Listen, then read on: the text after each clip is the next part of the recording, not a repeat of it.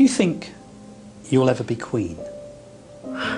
Halo semua, kembali bersama No, I don't. Tahu.id.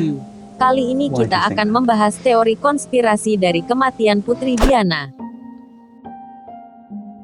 Putri Diana, mantan istri Pangeran Charles itu meninggal pada tanggal 31 Agustus tahun 1997 dalam sebuah kecelakaan tragis, di mana Mercedes hitam yang ditumpanginya menabrak dinding terowongan Ponte de l'Alma, Paris, Prancis.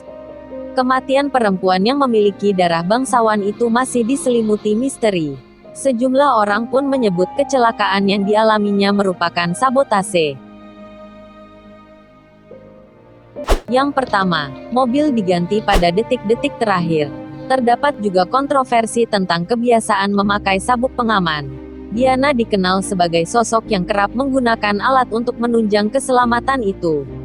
Meski Diana dan kekasihnya Dodi Al-Fayed telah menggunakan sebuah mobil Mercedes sepanjang hari sebelum kematiannya di Paris, namun ketika mereka meninggalkan Ritz Hotel sesaat sebelum kecelakaan tragis terjadi, mobil Mercedes lain menjemputnya.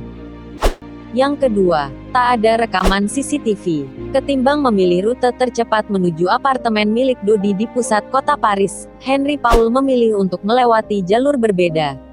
Tak hanya jadi lebih jauh, jalur tersebut melintasi Sungai Seine dan melewati terowongan Ponte de l'Alma, di mana kecelakaan tragis itu terjadi. Namun sejumlah pihak menyebut hal itu dilakukan untuk mengejar paparazzi yang telah mengikuti mereka sepanjang hari. Walaupun terdengar masuk akal, beberapa orang curiga ketika 17 CCTV di sepanjang rute yang dilalui mereka mati atau tak bekerja. Yang ketiga, misteri sosok sopir. Paul juga pernah bekerja untuk intelijen Prancis dan Inggris.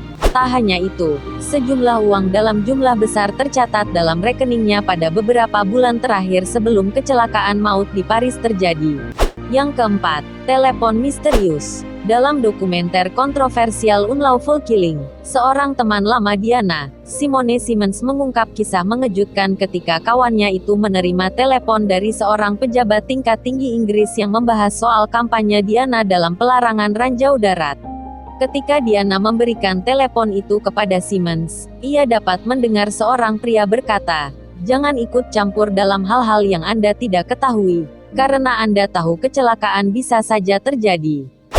Yang kelima, kecepatan ambulans. Ketika ambulans akhirnya datang dan membawa Diana ke rumah sakit, kendaraan itu melaju di jalan khusus pedestrian dengan kecepatan 19 km per jam. Hal tersebut dipertanyakan oleh para penyidik, peneliti, tenaga medis, dan para ahli. Namun, terdapat alasan di balik lambatnya kecepatan tersebut. Ambulans itu dilengkapi dengan alat medis canggih di dalamnya yang memungkinkan tim darurat untuk melakukan tindakan kepada pasien sesegera mungkin. Yang keenam, kilatan cahaya di terowongan. Banyak saksi mata yang mengatakan kepada pihak penyelidik dan media bahwa terdapat kilatan cahaya yang mereka lihat di gerbang masuk terowongan hanya beberapa detik sebelum Mercedes maut menabrak dindingnya. Sejumlah orang mempertanyakan apakah kilatan cahaya itu disengaja untuk membuat Paul Henry tak dapat melihat dengan jelas sehingga ia kehilangan kontrol. Yang ketujuh, Fiat Uno berwarna putih. Bagi beberapa orang, mobil Fiat Uno berwarna putih merupakan bukti nyata dari kecelakaan tragis itu. Awalnya keterlibatan kendaraan tersebut diabaikan, namun terdapat bekas cat mobil Fiat dalam Mercedes maut yang dinaiki Diana serta sejumlah serpihan kaca lampu belakang milik Fiat Uno di gerbang masuk terowongan. Sejumlah orang menduga terjadi tabrakan antara Mercedes yang ditumpangi Diana dengan Fiat Uno sehingga membuat Henry Paul kehilangan kendalinya.